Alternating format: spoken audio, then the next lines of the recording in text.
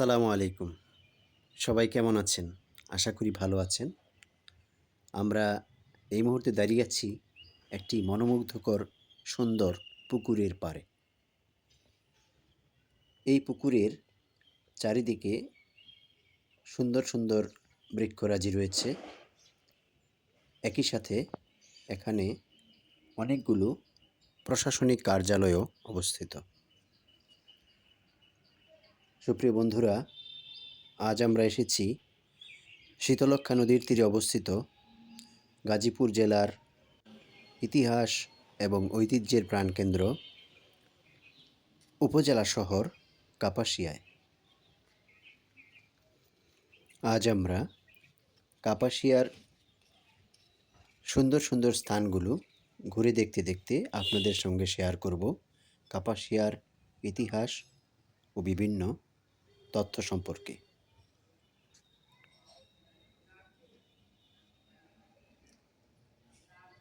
কাপাসিয়া উপজেলা কমপ্লেক্সের সামনে এই সুন্দর পুকুরটি অবস্থিত। এই পুকুরের উত্তর পশ্চিম কোণায় উপজেলা নির্বাহী অফিসারের কার্যালয় অবস্থিত।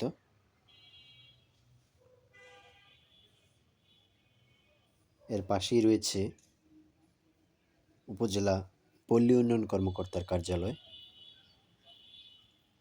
রয়েছে উপজেলা কৃষি কর্মকর্তার কার্যালয়,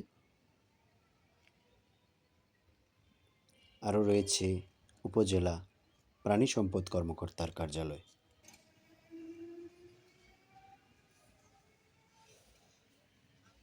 এখানে আছে উপজেলা প্রকৌশলী কার্যালয়, উপজেলা শিক্ষা কর্মকর্তার কার্যালয়, উপজেলা সমবায় কর্মকর্তার কার্যালয়।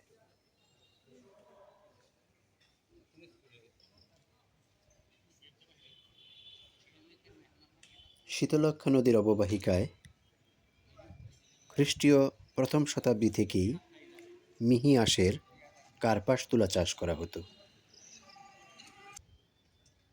আর এই কার্পাস তুলা থেকে বোনানো হতো মিহি সুতা, যা দিয়ে তৈরি করা হতো বিখ্যাত মসলিন কাপড়।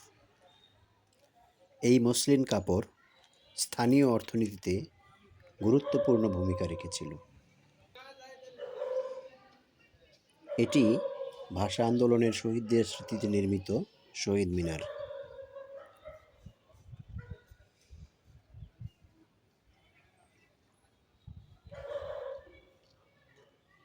এখানে রয়েছে সহকারী কমিশনার ভূমি কর্মকর্তার কার্যালয়, যেটিকে সংক্ষেপে সিল্যান্ড অফিস বলে। এটি আপনারা দেখতে পাচ্ছেন উপজেলা নির্বাচন কর্মকর্তার কার্যালয়।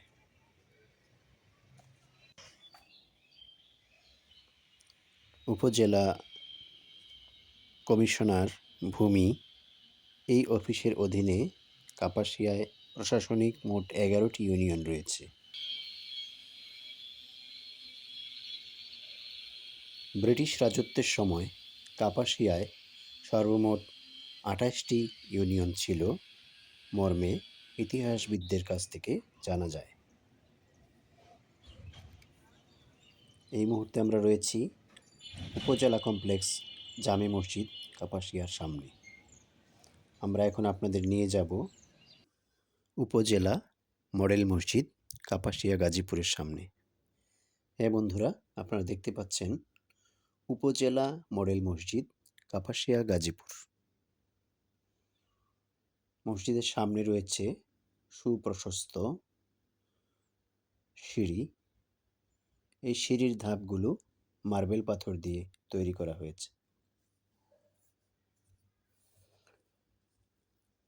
বাংলাদেশের অধিকাংশ উপজেলায় সরকারি উদ্যোগে উপজেলা মডেল মসজিদ নির্মাণ করা হয়েছে এবং প্রতিটি মসজিদ একই নকশায় তৈরি করা হয়েছে।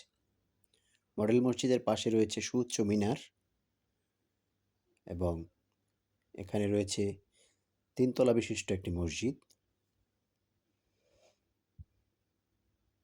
নিচতলায় অজু করার স্থান এবং ওয়াশরুম রয়েছে। দোতলা এবং তিনতলায় মুসল্লিদের নামাজের ব্যবস্থা রয়েছে। আপনারা দেখতে পাচ্ছেন মার্বেল পাথর দিয়ে নির্মিত সুদৃশ্য সিঁড়ি। এই সিঁড়িতে সরাসরি দোতলায় মসজিদে উঠে গিয়ে মুসল্লিরা নামাজ আদায় করতে পারেন।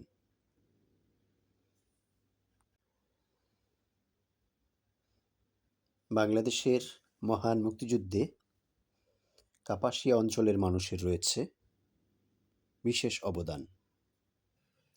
মুক্তিযুদ্ধকালীন সময়ে কাপাসিয়া অঞ্চলটি ২ নম্বর সেক্টরের অধীনে ছিল।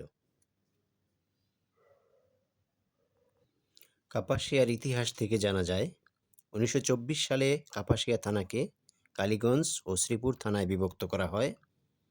এর আগ পর্যন্ত কাপাসিয়া, কালীগঞ্জ ও শ্রীপুর এই সম্পূর্ণ অঞ্চল একসাথে কাপাসিয়া থানার অন্তর্ভুক্ত ছিল। ১৯৮২ সালে কাপাসিয়া থানাকে উপজেলায় উন্নীত করা হয়। দর্শক বন্ধুরা, এখন আমরা দেখতে পাচ্ছি মডেল মসজিদের দক্ষিণ দেয়ালের কারুকার্য খচিত অংশ। এখানে জানালাগুলো রঙিন কাঁচ এবং থাই অ্যালুমিনিয়াম দিয়ে তৈরি করা হয়েছে এবং দেয়ালে আধুনিক স্থাপত্য রীতির ব্যবহার করা হয়েছে।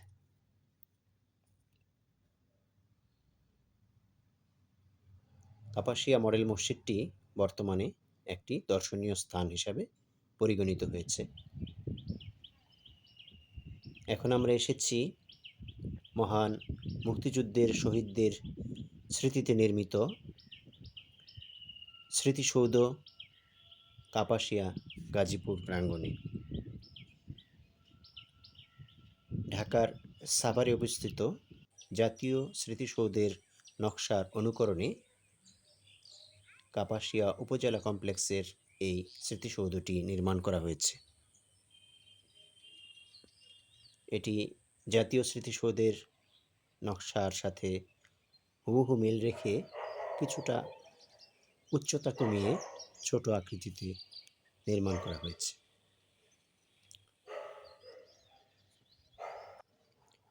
স্মৃতিসৌধ চত্বরের উত্তর দিকে রয়েছে অফিসার্স ক্লাব কাপাসিয়া গাজীপুর এবং এর দক্ষিণ পূর্ব কোণায় রয়েছে উপজেলা শিল্পকলা একাডেমি। উপজেলা শিল্পকলা একাডেমির সামনে বিভিন্ন দিবসে সাংস্কৃতিক অনুষ্ঠানের আয়োজন করা হয় এবং এখানে দর্শকদের বসার জন্য একটি সুন্দর গ্যালারি তৈরি করা হয়েছে। আজকের ভিডিওতে আমরা কাপাসিয়ার ইতিহাস, ঐতিহ্য এবং প্রশাসনিক স্থাপনা সম্পর্কে তুলে ধরলাম। আমাদের ভিডিও দেখার জন্য সবাইকে আন্তরিক ধন্যবাদ জানাচ্ছি। আমাদের পরবর্তী ভিডিও দেখার আমন্ত্রণ জানিয়ে আজকের মতো বিদায় নিচ্ছি। সবাই ভালো থাকবেন। আল্লাহ হাফেজ।